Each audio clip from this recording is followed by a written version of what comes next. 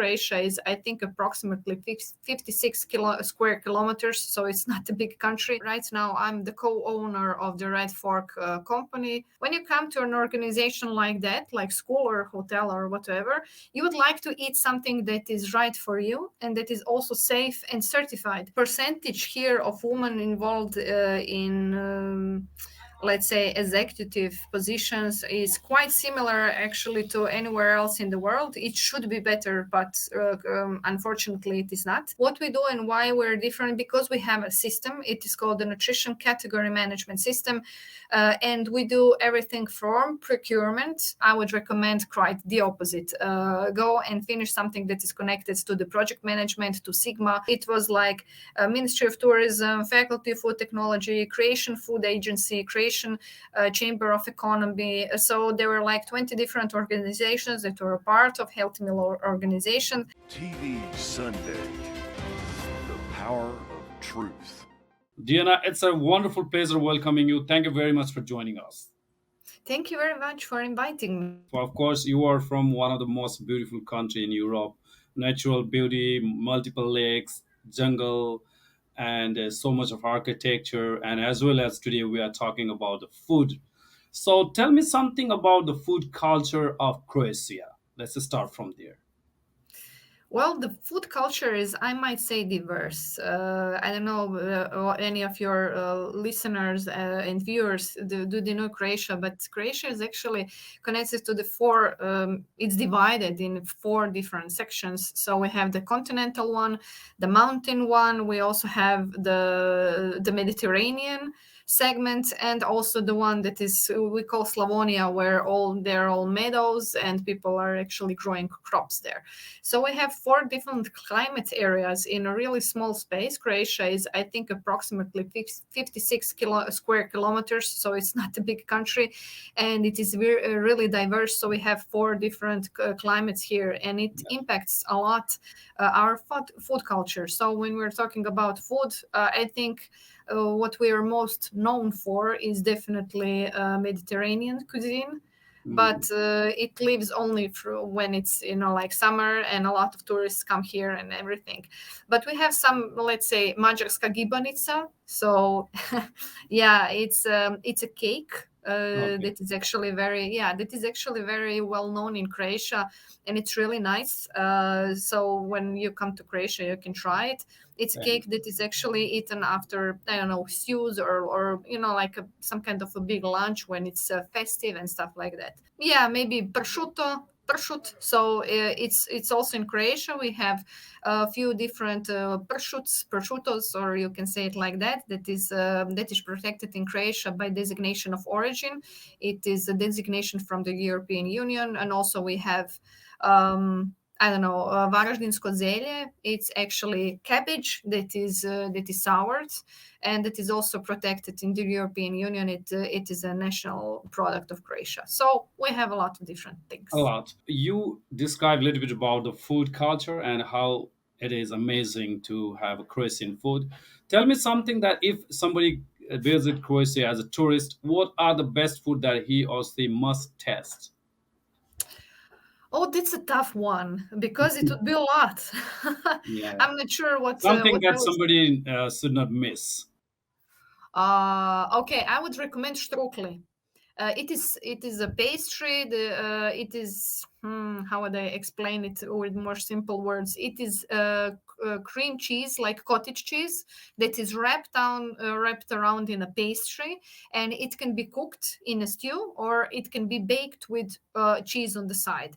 So strukli is definitely something that Croatia is really known for, and that you could try.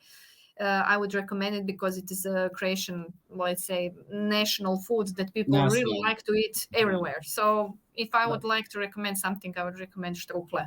So that's available everywhere in the restaurant, or you Yes. need to go somewhere specific? Well, it's more available in continental Croatia, so it's kind of more connected there. And if you go to Dalmatia, then I would recommend that you try any of our prosciuts. Diana, people who are watching us, maybe they want to know that who Diana is exactly. So let's talk about something about yourself. You have a wonderful track record about nutrition and the food industry. You have made a mark. So tell me something that how your career in this industry started. What was the background story that you jump in this career? Well, thank you very much. Yeah. I'm a Master's of Nutrition and I'm currently a PhD candidate at the Faculty of Food Technology and Biotechnology here in Croatia in the field of biotechnology. I have been working as a food consultant for the last 13 years. So I have what you say a little bit of a track record. Right now, I'm the co-owner of the Red Fork company that is doing research in the field of food technology and biotechnology. And right now, our main project and concern is the Healthy Meal Standard. It is the nutrition category management system that we're working right now in Croatia. And I would happily say from this year, even outside of Croatian borders. Okay. So as you mentioned that you are managing Red Fort company, tell me something about this company, what this exactly does. Well, I would like to talk a little bit more maybe about the healthy meal standard. It Okay. is, it is the international nutritional standard. So, for Mhm. example, if you come to a hotel or if you go to, for example, your kid goes to school or to a kindergarten or stuff like that, and your kid has, for example, allergy or you have diabetes, when you come to an organization like that, like school or hotel or whatever, you would like to eat something that is right for you and that is also safe and certified. So healthy meal standard is actually the first certificate in the world that can support your diverse nutritional needs, and that can be also tested laboratory. So when you come, for example, to a restaurant or a hotel and it has a healthy meal standard certificate, you can be sure Mhm. that if you have any, for example, nutritional needs, that you're going to eat safe because there are a lot of experts behind these standards. So it is something like an ISO standard. Do you know ISO Yes, 9001? of course, of course. Yes. So it is very similar, but it's connected to the food chain and to nutrition for special dietary needs. So is this meeting the European standard as well, right? Well, hopefully, not yet, but hopefully it will be soon. Yeah, it is To be not seen. official, but we're the only one that are driving the market. So hopefully something like that will happen soon. So we talk a lot about the health sector and food as well, but it's still I want to know something that you are innovation project manager as well. What does it mean that what is the meaning of innovation in food industry? Well, it's kind of quite simple, even though it sounds a little bit like a boom. Yeah. But for example, if a food company comes to us and say, "Okay, we want to make some kind of a new product, or we have a new product, but we want to test it on the market. It is our KPI, and we would like to, see how is it going, like on the market. Does customers do they like it, or is the competitor better and stuff like that? So we do a lot of testing on the market, for example, like consumer testing. We can do laboratory analysis with our partner laboratories, and also we can consult them on how to adjust the products to be better than a competitor, but also keep their financial gain to themselves. Amazing. Diana, I already explained that the Croatia, it's a beautiful country. Numbers of thousands of tourists visits there. Millions of tourists visits there from around the world, Western country, Europe as well. And recently it joined the Schengen area. That's the reason it has more advantage of tourists coming from rest of the Europe. Just let me know that apart from those all things, that what is the character of food industry in Croatia especially? Is this the same thing like Europe, or it's something different from the rest of the Europe, or how you would like to Well, explain it? Yeah. yeah, well, it's the same. It is Oh, the same. Basically, we have some few companies that are, how do I say, that are prominent for this market. For yeah. example, like milk industry, we have our company that is called Dukat, but it's actually owned by Lactalis. Okay. We have Podravka, that is our national company. It is a producer of, for example, they are very known for their spices like Vegeta. It's called Vegeta, Hmm. but Vegeta, it's the correct way to pronounce it. Yeah. We also have a lot of wine industry. That is something that we are really known for, and olive oil. Olive. So olive oil, yeah, we are really, how do I say, You very we're known for making really good olive oils. good olive oil. Yeah, yeah. Quality So product. Okay. So what about the agriculture product? we have a lot. Most of them are connected to wine and Yeah. olive oil. In Croatia, we're really known for the wine festivals, and I would like to pick one. It is called the Vinocom, and it is presented by our very good friend Ivan Dropulic, and it has been going really for decades now. So a lot of winers, and not just from Croatia, but also from Bosnia and Herzegovina, from Serbia, Oh, Slovenia, Austria, they all come here for this event. It is in September every year. So if you're sometimes coming here, then I definitely invite you to visit. It is quite a festival, pleasure. and it is in Zagreb in our famous hotel called Esplanada. So it's Thank something. you, Diana. Yeah, maybe we discuss about it. Hopefully, I can be there for coverage. Let's see. Diana, it's a great pleasure to know about winery and olive oil. Thank you. And now let me know something about the Oman involvement in food production or food industry. What is the situation and how their leaderships is going?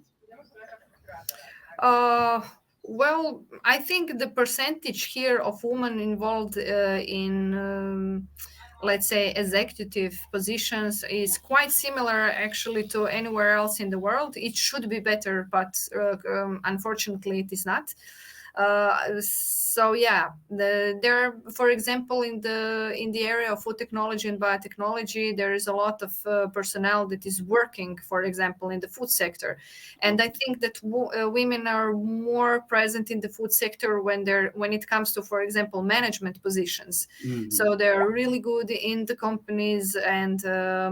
Trying to make new products, for example, like we that when we're consulting and stuff like that, and there's a lot more women connected to the nutrition. But when Great. we come to agriculture, I think it Yeah. is more like men's area. Yeah. And when we come to executive positions, I think we don't, yeah, we are definitely under 50% of women in executive positions. But we have some prominent women here, for example, in Fortenova Group. There is one really great expert. She's called Tanya Dinic. You can also look her up. She is in the management board and she's working really well. She before that she has been also an executive in other companies as well that is connected to food and business. You have been a certified nutritionist and consultant as well. What kind of services do you provide? Can you tell me? Well, as a consultant, we actually consult companies when it comes to marketing, when it comes to content management, and when it comes to, for example, innovation of something new, of some new product. So this is something that we do that we're really good at. We're also doing a yearly conference that is called the Nutricom. Unfortunately, due to COVID, we haven't been able to do conference for the last few years, but this is going to be our first year again that we're going to do the Nutricom conference. So it is going to be streamed live, so you can also check it up. It is the conference connected to food technology, artificial intelligence, and marketing connected, of course, to food and nutrition. And what is our primary segment? Of course, we are B2B oriented. So we are predominantly working with hotels, with kindergartens, with municipalities that want to implement nutrition for special categories. So this is actually what we are experts for. We do that. So this is maybe more than 65% of our work. Amazing, amazing. So tell me something that why people need to hire you for a service, why people come to you for a service. Well, for example, you can also go and do some kind of nutrition menu for I don't know, for a hotel or for a restaurant. You can write this down. But what we do and why we're different, because we have a system. It is called the Nutrition Category Management System, and we do everything from procurement actually to serving the product. So we do everything with the customer, with the client, of course, Yeah. to help them ensure that the meal is definitely specific and made for special category, for example, for diabetes or stuff like that. So we're really good at that, and when we combine our knowledge from the IT industry and etc., we can really provide the high class service. So that is why people contact us. Because we're not mediocre. We really Yeah. strive to do the best, and we do the best. So the results are talking for us. Yes, so result already, you have a proven track record. That's the reason people come to you to get more service. Diana, one more thing, that you were the president of Healthy Meal Association. What kind of organization is this, and what the service this organization provide? Okay, this was actually an organization that is not active anymore. It has Oh, been active for for a few years, and Healthy Meal Association was combined of a lot of let's say organizations. It was let's say it was oriented towards supporting the healthy meal standards.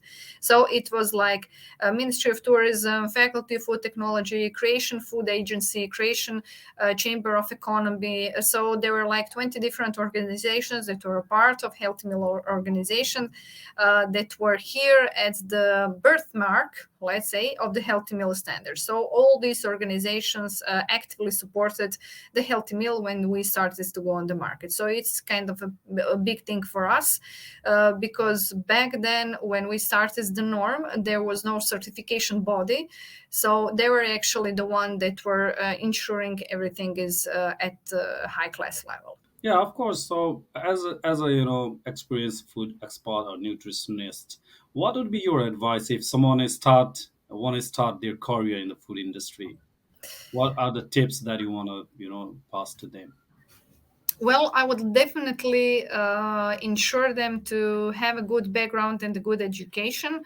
I think that right now the peak of interest in the food industry is for people that can combine management and the knowledge of the food industry. So, for example, if you're in the management sector, then I would advise, and working, of course, in the food industry, that I would definitely advise you to go and finish some online course that is supported by, for example, Harvard or Stanford. There are a lot of courses online where you can get yourself more acquainted to the food industry, particularly to the food sector that you're working in. And if you're, of course, a food expert, then I would recommend quite the opposite.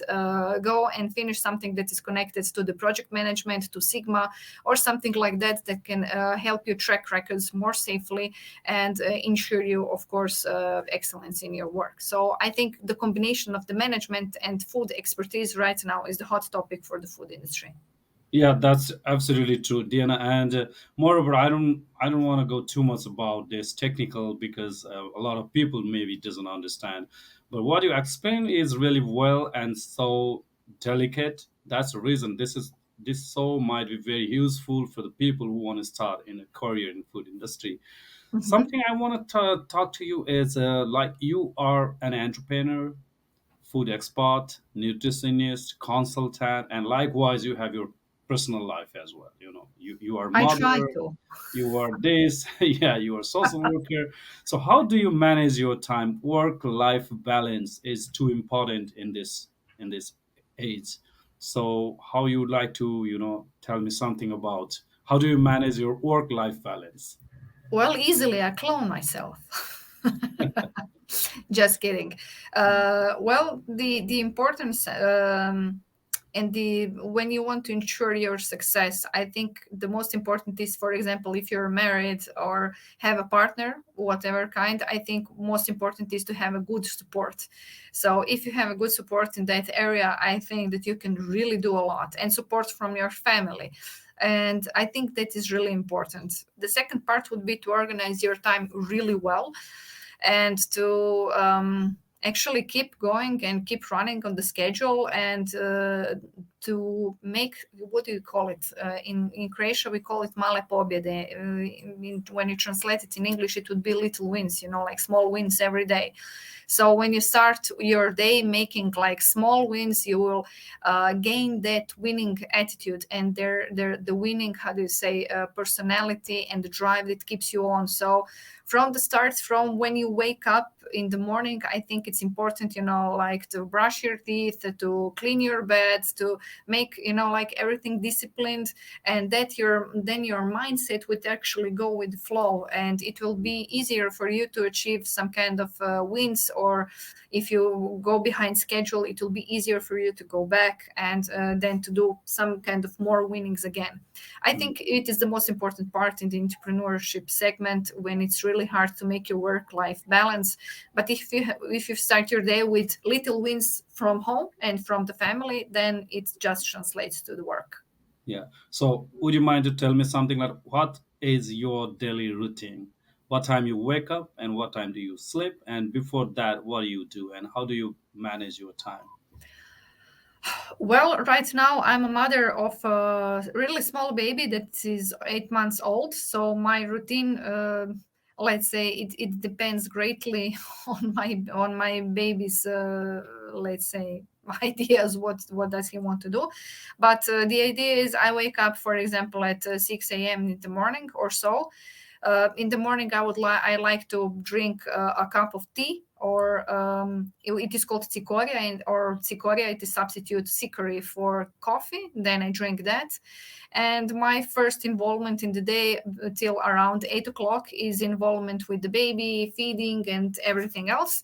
And after that, when baby goes to sleep, because 2 hours after he wakes up, he's extremely tired, so he goes to sleep, and that is when my work day actually starts. I start with contacting my clients and to seeing, like what projects are due for today and what we have to do with our team in the company.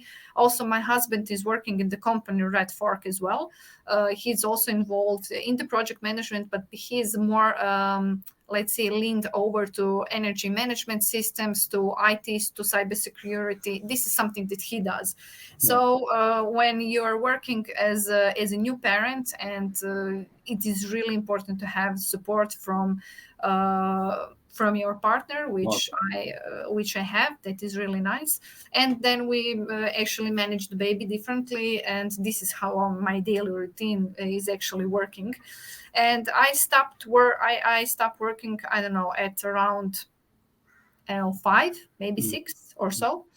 And after that, it is family time and cleaning, yeah, and walking the baby, and then I go to sleep at around midnight, or maybe 1 o'clock. So I have like maybe 5 hours to sleep, and that, yeah. that is, Yeah. yeah, that is something that it has been enough for me for a long Mm. period of time. Oh, yeah, of course. So, what is your final message to our audience? Well, if you want to do entrepreneurship, I would like you to explore your idea before you start, and try to test it on the market, and I don't know, ask people what they think, but not just your friends and family, the people that would actually be your clients. Try to ask them what they think, and do they like the product. And if you're completely sure that there is something that could be going on there, then you can research even further and jump. In the entrepreneurship, there is no such thing as a sure thing. You must have your, like, guts. You must have the feeling, and if you have the feeling that is okay, then go for it. I think the entrepreneurship is all about the good feeling. I can't explain it. You must try it. Of course. Thank you so much, Diana. It's a wonderful pleasure talking to you, and you are one of a kind who has a lot of knowledge in food industry, especially in Croatia and around the Europe. And I wish you all the best for your company and your career as well. Thank you for your time and opinion. Thank you for inviting me. It has been a great pleasure to be a part of TV Sunday. So, greetings from Croatia. I hope to maybe see you soon in Croatia in one of our festivals. Thank you. And in the meantime, I'll keep a track record. Thank you. Thanks. TV Sunday, the power of truth.